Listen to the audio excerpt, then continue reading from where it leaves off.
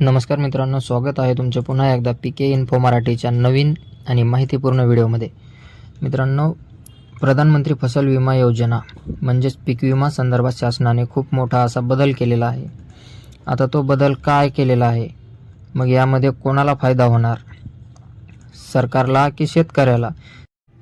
जर शेतकऱ्याला फायदा होणार असेल तर तो कशा प्रकारे होणार, हे सर्व या व्हिडिओमध्ये आपण सविस्तरपणे जाणून घेऊया।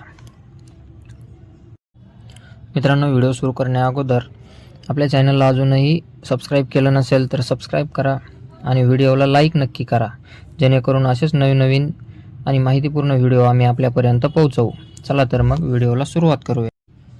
मित्रांनो, पीक विमा भरण्याची मुदत अगदी 2 ते 3 दिवसावर आली आहे आणि अजूनही बऱ्याच शेतकऱ्यांनी पीक विमा भरलेला नाही। त्याचे सर्वात मोठे कारण म्हणजे शासनाने पीक विमा भरण्यासाठी एक जाचक अशी अट टाकली होती। म्हणजे जर शेतकरी विमा भरायला गेला तर ती अट मान्य केल्याशिवाय फॉर्म भरता येत नव्हता। तर ती अट अशी होती की मी या पिकावरती कुठल्याही प्रकारचं लोन म्हणजेच पीक कर्ज काढलेले नाही।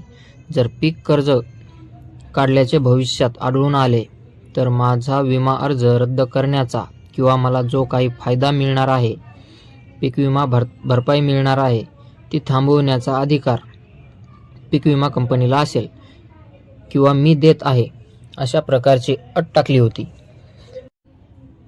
आणि याच अटीमुळे भरपूर शेतकऱ्यांनी आजपर्यंतही पीक विम्याचा अर्ज भरलेला नाही। पण आता सरकारने ती अट काढून टाकली आहे। म्हणजे तुम्ही पीक कर्ज घ्या किंवा घेऊ नका, तुम्हाला पीक विमा मिळेलच अशी दाट शक्यता आहे।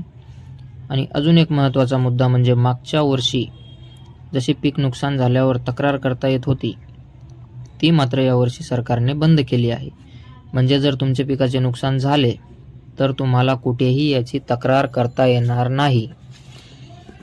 खरं तर सरकारने हे बंद करायला नव्हते पाहिजे, कारण यावर्षी अल निनोचं वर्ष आहे। कुठे पाऊस आहे तर कुठे नाही। म्हणजे यावर्षी पीक नुकसानीची दाट शक्यता आहे।